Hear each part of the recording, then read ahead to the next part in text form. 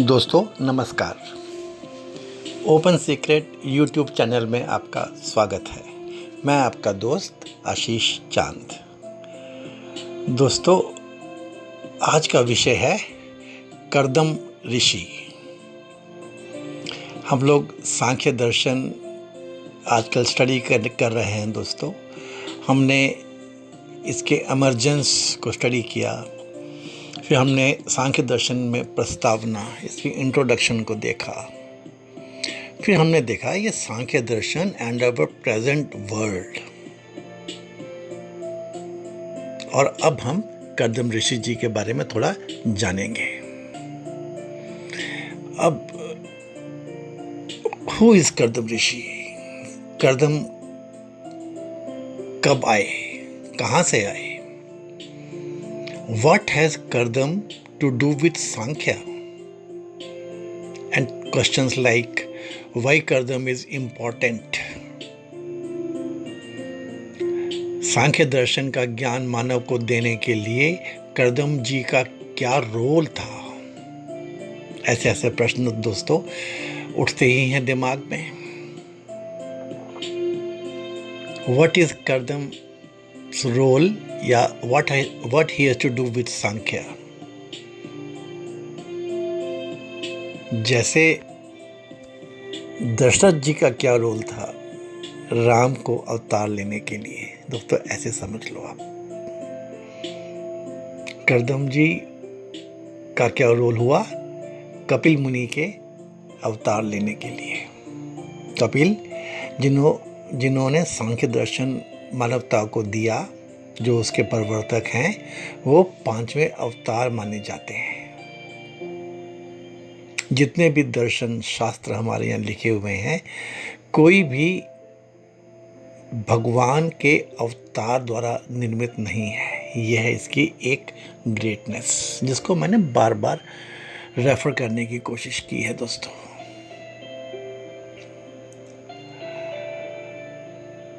और दोस्तों सांख्य दर्शन जैसे मैंने बताया, ये है तो पूरी गॉड्स की फैमिली की ही बात। और हमारे भारतवर्ष में फैमिली बॉन्ड्स की, family is very important. Relations बहुत इंपॉर्टेंट हैं दोस्तों हमारे यहाँ। बस इधर हाल ही में, means after so many thousands of years, relations का मीनिंग कम हो गया है। तो उसकी जो प्रॉब्लम्स हैं, उसके कारण जो घोर कलयुग वाली स्थिति हमारी बनती चली जा रही है, ये भी हम सबको मालूम है। इसी पर्पज से open secret keeps on reiterating the onus is on us. Anyways, तो कर्दम जी की बात। वैसे दोस्तों हम तो प्रोफेशनल्स हैं, आपने कभी, मैंने तो सुना है, मैंने तो जाना है इसको कि एनुअल इंक्रीमेंट, एनुअल प्रमोशन का टाइम आ गया और एचआर ने बिठा करके बता दिया that your performance indicators are excellent but you have not developed your suitable substitute,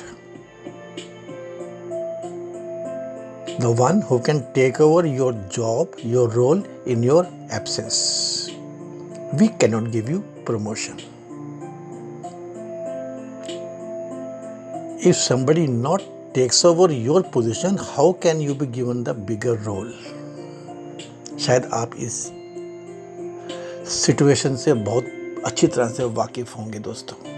तो ये एक बात जो हमारे लिबरेशन, ब्लिस, अल्टीमेट हैप्पीनेस के लिए बहुत बार डिस्कस की है दोस्तों।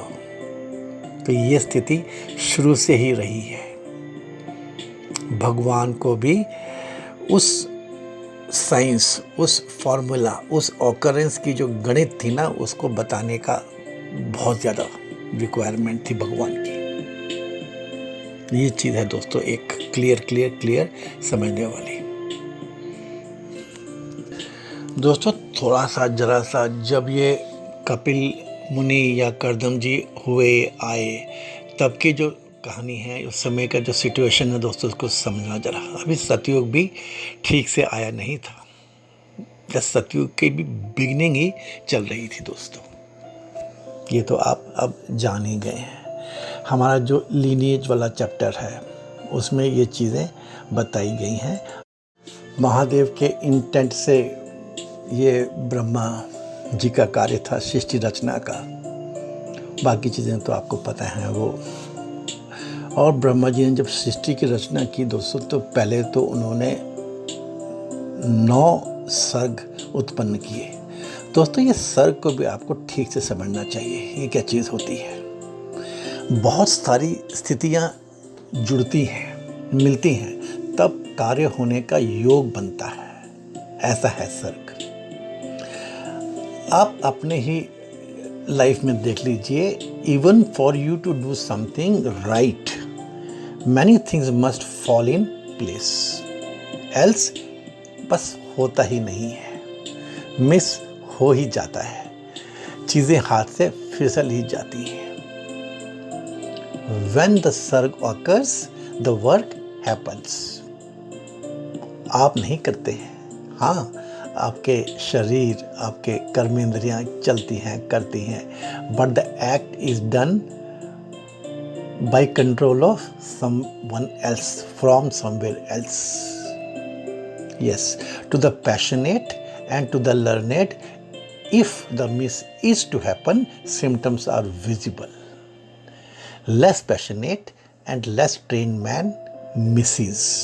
ये तो आप दोस्तों जानते हैं। तो ब्रह्मा जी ने कितनी सृष्टि की रचनाएं की, कितनी बार सर्ग आए।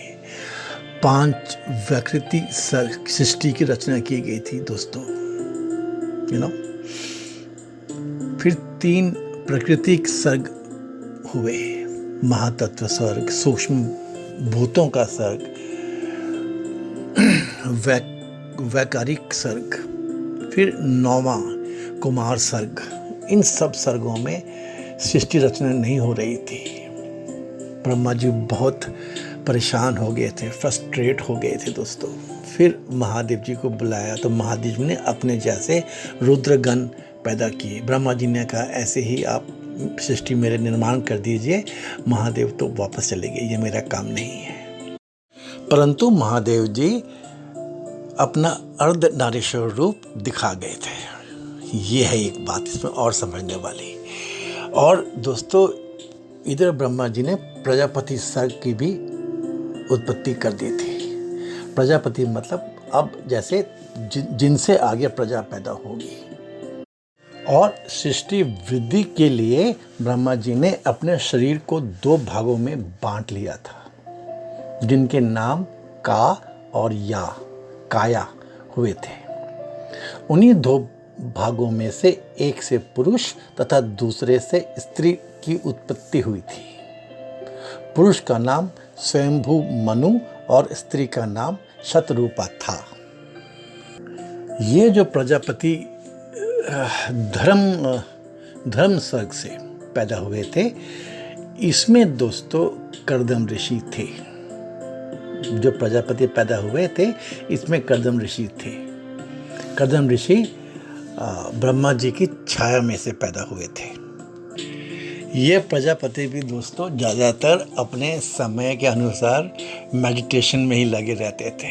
केवल दक्ष के बारे में हम जानते हैं जिन्होंने प्रजापति का पालन किया था। ये दोस्तों आप समझ रहे हैं। और बाकी सब तो अगर कभी कभी इस तरफ आए भी तो नारद जी ने उन्हें समझा देते थे कि भाई ये सब बेकार की बातें हैं, बहुत दुख है इसमें, आप तो निकल जाओ यहाँ से, और सब चले जाते थे। ब्रह्मा जी बहुत डिस्टर्ब फ्रस्ट्रेटेड रहते थे। फिर ब्रह्मा जी ने धर्म सर्ग और अधर्म सर्ग की भी रचना कर डाली थी। और यह सब होते होते इधर ब्रह्मा जी ने रुद्र सर्ग गुस्से वाला बनाया। और फिर दोस्तों जाने कितने दिनों के बाद द ग्रेट सागर चर्निंग के बाद ब्रह्मा जी ने मैथुन सर्ग का भी निर्माण कर लिया था।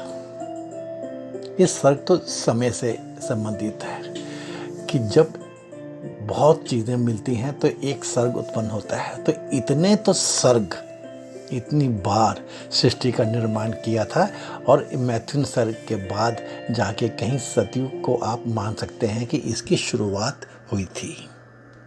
तो एक तो दोस्तों जरा भगवान के असीम प्रेम को आप हमेशा याद रखें कि गॉड्स हैड टू डिलीवर। और ये याद रखें, हम उस समय की ये जब बात करते हैं कि अभी वेद फॉर्मेट नहीं हुए थे, अभी ऐसी कोई गुरुकुल व्यवस्था जैसी यहाँ पर नहीं थी। मानव का विकास तो हो गया था, लेकिन जल्दी से इसकी उत्पत्ति का तत्व ज्ञान देना था मानव को, अभी सिर्फ सर्वज्ञ भगवान थे और बहुत मानस पुत्र प्रजापति थे। पता नहीं भाषा कौन सी रही थी, शायद कुछ डायरेक्ट ट्रांजैक्शन या नोइंग ट्रांसफ़र या भाव कम्युनिकेशन की कुछ लैंग्वेज चलती होगी दोस्तों। ये चीज़ें तो आपको अपने ज्ञान के हिसाब से समझनी है दोस्तों, है ना। तो विष्णु जी के मन में तो था कि ये ज्ञान देना है, जिसमें से वो एचर वाली बात निकल के आती है कि you have to create your substitute. ये हमने पहले भी समझा है दोस्तों। तो एनीवेज, इन सब स्थिति के हिसाब से जब ब्रह्मा जी ने कर्दम जी से कहा कि चलो भाई देखो, दक्ष बहुत अच्छा काम कर रहा है, आप भी इसमें लगो, सृष्टि की वृद्धि में काम करो। और कर्दम जी तो अपने तपस्या वाले ही थे, मेडिटेशन वाले थे, तो उन्होंने समझ रहे थे दुनिया बदल रही है, मैथुन सर्ग भी उत्पत्ति हो चुकी है। तो कर्दम भगवान चले गए मेडिटेशन में, पूजा में, तपस्या में, और बहुत कड़ी और लंबी उन्होंने पूजा की। दोस्तों, शास्त्र बताता है कि सरस्वती नदी के सामने तट पे उन्होंने पूजा की। दोस्तों, इसको जानो कि जो गंगा है ये ज्ञान की मानी जाती है, ज्ञान मिलता है इनके बगल में रहने से। यमुना के साइड में रहने से, तट पे रहने से भक्ति मिलती है, और सरस्वती के साइड में रहने से सत्संग, ये सत्संग की नदी मानी गई है हमारे शास्त्रों में। और बहुत कठोर तपस्या की तो नारायण स्वयं प्रकट हुए। नारायण की तो अपनी भी रिक्वायरमेंट थी, कर्दम तो चाहिए थे, दशरथ तो चाहिए थे। एनीवेज, लेकिन अब कर्दम भगवान से मिले हैं, उनको अपना रूप दिखाया है, दर्शन दिए हैं, तो भगवान से क्या मांगा जाए। अब भगवान से कहा उन्होंने कि आपसे मिलने के बाद यदि मैं आपसे कोई मोक्ष मांगूं, ऐसी चीज़ मांगूं, तो फिर वो तो बहुत ही छोटी चीज़ हो जाएगी। आपसे मिलने के बाद तो जीवन जैसे सफल हो गया। दोस्तों, इसमें आपको ये भारत की फिलॉसफी, भारत की सोच, इसको हमेशा माइंड में रखना है, समझना है, ये आपको बहुत फ़ायदा कराएगी। कर्दम ने कहा कि मेरे पिता ब्रह्मा जी ने मुझे परिवार बसाने के लिए कहा है, अब उनका आदेश है। उन्होंने कहा कि मेरे को आपसे स्त्री संग नहीं चाहिए, मुझे संत संग की इच्छा है। मुझे ऐसी पत्नी दीजिए जो मुझे प्रभु की ओर लेके जाए, ऐसी स्त्री कि जब कभी मेरे मन में पाप आए वह मुझे पाप कर्म से रोके और मुझे प्रभु के मार्ग पर ले जाए। मेरा विवाह संसार सागर में डूबने के लिए नहीं, अपितु तैर जाने के लिए हो। भारत में पत्नी को काम पत्नी नहीं, धर्म का पत्नी कहते हैं। हमें से बहुत सोचते हैं कि कर्दम ने भगवान से डायरेक्टली मोक्ष क्यों नहीं मांग लिया, लेकिन कर्दम की बात समझिए दोस्तों, उनको मालूम था, उनको ये अनुभव था, उनको ये फीलिंग हुई कि थाउजेंड्स ऑफ बर्ड्स में कितने संस्कार और उनकी पर्टेनिंग वृत्तियां मेरे चित्त में एक्यूमुलेट हो चुकी होंगी। पहले उनसे मुझे मतलब लिबरेट होना है, ये स्वयं करना पड़ता है, और मुक्ति तो उसके बाद लेनी चाहिए। दोस्तों प्रोसेस समझिए आप।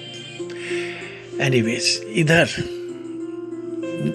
जो मनु और शतरूपा ब्रह्मा जी के 2 शरीर में से निकल के आए थे, उनके दोस्तों 5 बच्चे हुए थे। उनके 5 बच्चे थे, 3 लड़कियां और 2 लड़के, उत्तानपाद और प्रियव्रत, और लड़कियां आकृति, देवहूति और प्रसूति। तो नारद जी जो थे वो देवहूति के पास पहुंच गए थे और उन्होंने बताया था कि इस समय पूरे भूमंडल पे जो सबसे तेजस्वी, तपस्वी, ज्ञानी है ना, वो कर्दम ऋषि है। तो देवहूति को भी ये था कि उसने अपनी माँ से कहा था कि मेरे को किसी विषयी राजकुमार से शादी नहीं करनी है, मुझे किसी संयमी महापुरुष से शादी करनी है। तो स्वयं भी दोस्तों देवहूति तो वो होती है जिनको बुलाने पे देव आ जाए। तो वो ऐसी शील कन्या थी उस समय, और नारद जी उन्हें समझा गए थे। और इधर कर्दम जी ने नारायण से अपनी बात कही थी, तो नारायण ने उनसे कहा था कि आप चिंता मत करो, बहुत जल्दी ही मनु और शतरूपा अपनी दूसरी कन्या देवहूति के साथ आपके आश्रम में आएंगे, और तुम उस समय नानुकुर ना करना, बस बात को मान लेना चुपचाप, ये सब हमने रचा हुआ है। और भगवान इतने खुश हुए थे दोस्तों कर्दम की तपस्या से, कर्दम की जो पावर थी उससे, उनकी ग्रेटनेस से। उन्होंने कहा था कि मैं भी तुम्हारे यहाँ पे पुत्र के रूप में पैदा होऊंगा। मनु और शतरूपा पहुंचते हैं देवहूति के साथ कर्दम ऋषि के आश्रम में। कर्दम ऋषि ने उनके स्वागत के लिए 3 चटाइयाँ बिछा दी। मनु और शतरूपा तो अपनी चटाई पे बैठ गए। अब देवहूति के लिए तो एक बहुत धर्म संकट पड़ गया। यदि चटाई पे बैठ जाती हैं तो अपने होने वाले पति से जैसे काम करवा लिया, और यदि नहीं बैठती हैं तो उनका तिरस्कार हो गया। तो देवहूति तो मान लो देव कन्या ही थी, राजकुमारी थी, उन्होंने क्या किया कि बैठ गई तो ज़मीन पे, लेकिन अपना दाया हाथ चटाई पर रख दिया, अपना अधिकार भी दिखा दिया, और सेवा भाव वाली इज्जत का भी उन्होंने पूरा सम्मान किया। बहुत खुशी हुई, प्रसन्नता हुई सबको। कर्दम जी ने मनु और शतरूपा जी से कहा कि मुझे तो आपकी कन्या से विवाह करने के लिए बहुत अच्छा लगेगा, लेकिन मेरी एक बात है, मैं आपको शुरू में कह देना चाहता हूँ कि मैं तो बस एक पुत्र तक ही इनके साथ गृहस्थ में रहूँगा और फिर मैं मेडिटेशन में चला जाऊँगा। बहुत परेशान हो गए मनु और शतरूपा, लेकिन देवहूति ने तो पहले ही अपनी मदर से कह दिया था, नारद जी तो उनको पहले ही समझा गए थे। तो बातें सब उन्होंने कहा कि मैंने तो आपसे बताया ही है, मुझे ऐसे ही पति की ज़रूरत है। कामांध होकर संसार सागर में डूबने के लिए गृहस्थ आश्रम नहीं है। मेरी ऐसी ही इच्छा है कि मुझे कोई जितेंद्रिय पति मिले। ऐसे दोस्तों देवहूति का और कर्दम का विवाह हो गया, संपन्न हो गया। और कर्दम ऋषि तो विवाह के पश्चात भी अपनी पूजा, अपनी मेडिटेशन में चले गए दोस्तों, बहुत लंबे समय के लिए। देवहूति उनके आश्रम में, कुटिया में उनकी सेवा करती रही। और दोस्तों ये जो है ना बात, ये हमारे देश में बहुत बार, बहुत जगह हुई है। हो सकता है किसी अलग वीडियो में मैं इस चैप्टर को कवर करूँगा। ऐसी थी हमारी यहाँ की परंपरागत जिंदगी। और ये तो खैर फिर भगवानों की, देवों की, देवताओं की ज़िंदगी की हम बातें कर रहे हैं, जो हमारे लिए आइकॉन्स हैं। इनसे हमें ज़िंदगी के बारे में, भारत के बारे में समझना है। बहुत वर्ष तक वो अपना जो भी कार्यक्रम होते हैं सुबह से शाम तक के करती रहती थी। और फिर एक दिन कर्दम ने देखा, अरे ये कौन कन्या है जो मेरी इतनी सेवा कर रही है इतने समय से। उन्होंने देवहूति को बोला कि देवी आप कौन हो? तो देवहूति ने कहा, स्वामी आप मुझे भूल गए, आपका मुझसे विवाह हुआ है, आपने मुझसे विवाह किया है। तब एकदम करदम जी को याद आया, बहुत उनके दिल भर आया। उन्होंने कहा कि आप मुझसे कोई वरदान मांग लो। देवहूति ने क्या जवाब दिया, आप जैसे ज्ञानी पति मुझे मिले, बस यही मेरा वरदान है। मैं तो पूजा करके बस इतना मांगती हूं कि मेरा सौभाग्य अखंडित रहे। बहुत आग्रह किया करदम जी ने। देवहूति ने पति को याद दिलाया कि आपने प्रतिज्ञा की थी कि एक संतान होने पर संन्यास लेंगे। यदि इच्छा हो तो एक बालक मुझे दान दे दें। तब दोस्तों करदम जी ने इस चीज को जरा समझिए कि man's body is designed in such a way कि मैन कैन कंज्यूम भोगास in a limited quantity only. If man goes limitless, भोग को भोगने के लिए, तो वो रोगी हो जाता है, ही बिकम्स सिक। इसलिए करदम ऋषि ने जो अपनी देवहूति थी, इनको भी और स्वयं भी वो बिंदु सरोवर में स्नान किया और उनको एक दिव्य शरीर प्रदान किया। दोस्तों इसके बाद एक कहानी निकल के आती है कि 1000 साल के लिए या बहुत लंबे समय के लिए ये अपने मन की दुनिया में रहे, खुशियों की दुनिया में रहे, ख्वाबों की दुनिया में रहे और सुख जो ये संसारी सुख हैं इसकी दुनिया में रहे। क्या क्या नहीं इसके बारे में बताया जाता है, because no Kardam Rishi was wanting to give his wife that gift of her greatness, due to her greatness, and when he entered the this Grihastha ashram, so why not live it in a royal manner? और इसमें इनकी 9 कन्याएं हुई। अब उसके बाद फिर से कहा कि क्या मैं जा सकता हूँ? तो फिर देवहूति ने याद दिलाया कि अरे आप समझिए मेरे स्वामी, एक तो ये 9 कन्याएं हो गई हैं, इनको तो मैं कैसे पालूंगी, पुत्र तो अभी है ही नहीं। तो दोस्तों ये एक बात उन्होंने सोचा, अरे ये तो ठीक बात है। और तब शास्त्र बताता है कि देवहूति और करदम दोनों ने तपस्या की। यहाँ पर नवदा भक्ति की बात निकल के आती है। शास्त्र कहता है कि नवदा भक्ति के न होने तक कपिल अर्थात ज्ञान नहीं आता। श्रवण, कीर्तन, स्मरण, पाद सेवन, अर्चन, वंदन, साख्य और आत्मनिवेदन, ये 9 अंग हैं नवदा भक्ति के। नवदा भक्ति के सिद्ध होने पर ही कपिल भगवान पधारते हैं। भक्ति ही ज्ञान रूप में बदलती है। भक्ति की उत्तरा अवस्था ही ज्ञान है। अपरोक्ष ज्ञान की पूर्वावस्था ही भक्ति है। भक्ति के बाद ज्ञान आता है, तभी ज्ञान की माता भक्ति है। जिसकी नवदा भक्ति सिद्ध नहीं होती उसे ज्ञान नहीं मिलता। ज्ञान भक्ति के द्वारा ही मिलता है। ये दोस्तों कितनी बार हमारे यहाँ पर शास्त्र में बताया गया है। तात्विक दृष्टि से अंत में ज्ञान और भक्ति में कोई अंतर नहीं है। भक्ति में पहले दासोहम आता है और फिर सोहम आता है। तो ऐसे दोस्तों 9 कन्याओं के जन्म के बाद करदम और देवहूति ने पूजा की, भक्ति की और तब उनके यहाँ पर कपिल मुनि का जन्म हुआ। ऐसे ही भगवान का अवतार होता है। करदम और देवहूति की तपश्चर्या और आतुरता से ही भगवान उनके यहाँ पुत्र रूप से आए हैं।